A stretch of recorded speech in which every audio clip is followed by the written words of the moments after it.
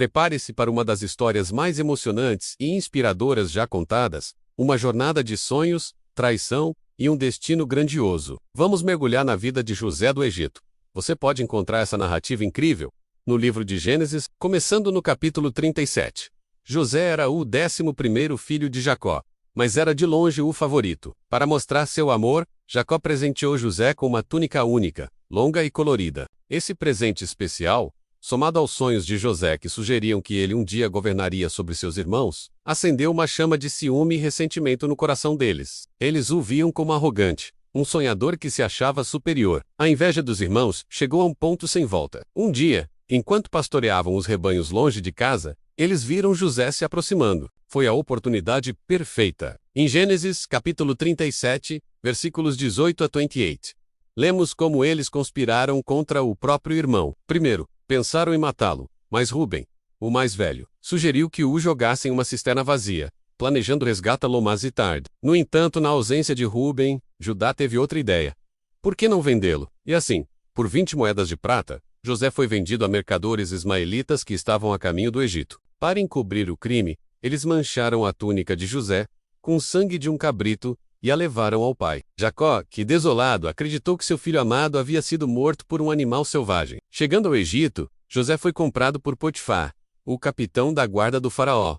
Gênesis, capítulo 39 nos conta que Deus estava com José, e tudo o que ele fazia prosperava. Sua inteligência e integridade logo chamaram a atenção de Potifar, que o colocou como administrador de toda a sua casa. José tinha tudo sob seu controle. No entanto, sua aparência e sucesso também atraíram a atenção indesejada da esposa de Potifar. Ela tentou seduzi-lo repetidamente, mas José, fiel a Deus e a seu senhor, recusou. Um dia, ela o agarrou por sua capa, mas ele fugiu, deixando o manto para trás. Humilhada e furiosa, ela o acusou falsamente de tentar atacá-la. Potifar, enfurecido, mandou José para a prisão. Na prisão, a história poderia ter terminado, mas mais uma vez, Gênesis 39, versículo 21, afirma que o Senhor estava com ele. O carcereiro viu a mesma competência em José e o colocou no comando de todos os outros prisioneiros. Foi lá que ele conheceu 2 servos do faraó, o chefe dos copeiros e o chefe dos padeiros. Ambos tiveram sonhos perturbadores na mesma noite. José, com a ajuda de Deus, interpretou seus sonhos. Ao copeiro,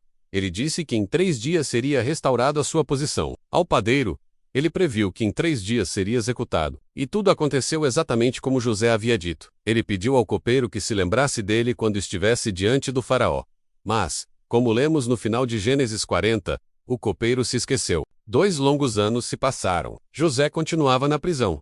Esquecido, então, o próprio faraó teve 2 sonhos enigmáticos que ninguém em todo o Egito conseguia decifrar. Foi nesse momento que o copeiro-chefe finalmente se lembrou do jovem hebreu na prisão, que interpretava sonhos. Gênesis 41 narra esse momento crucial. José foi levado às pressas da prisão para a presença do homem mais poderoso do mundo. Diante do faraó, José foi humilde. Ele disse: "Não está em mim. Deus é quem dará uma resposta de paz a Faraó." Ele então interpretou os sonhos. 7 vacas gordas e 7 espigas cheias representavam 7 anos de grande fartura em todo o Egito.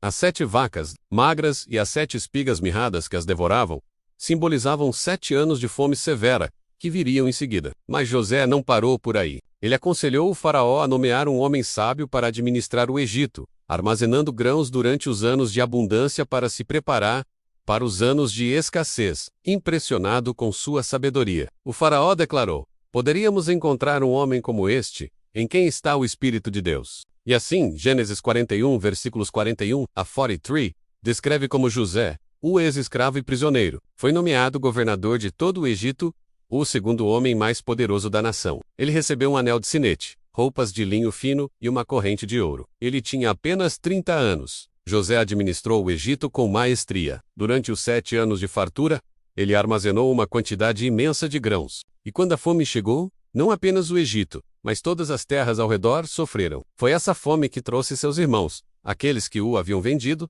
até o Egito em busca de comida. Eles se curvaram diante dele, sem reconhecê-lo, cumprindo os sonhos que ele tivera tantos anos antes. A partir de Gênesis capítulo 42, vemos uma série de testes emocionantes. José, falando através de um intérprete, os acusou de serem espiões. Ele manteve Simeão como refém e exigiu que trouxessem seu irmão mais novo, Benjamim, para provar que eram honestos. A dor de Jacó ao pensar em perder outro filho foi imensa, mas a fome os forçou a voltar. Quando eles retornaram com Benjamim, José preparou um banquete para eles, lutando para conter as lágrimas ao ver seu irmão mais novo. O teste final foi o mais dramático. José escondeu sua taça de prata na saca de Benjamim, e depois que partiram, enviou seus guardas para descobrir o roubo. Quando a taça foi encontrada, os irmãos ficaram desesperados. José declarou que Benjamim se tornaria seu escravo. Foi então que Judá, o mesmo que sugeriu vendê-lo, deu um passo à frente e fez um discurso comovente, oferecendo-se para ficar no lugar de Benjamim para poupar seu pai da dor de perder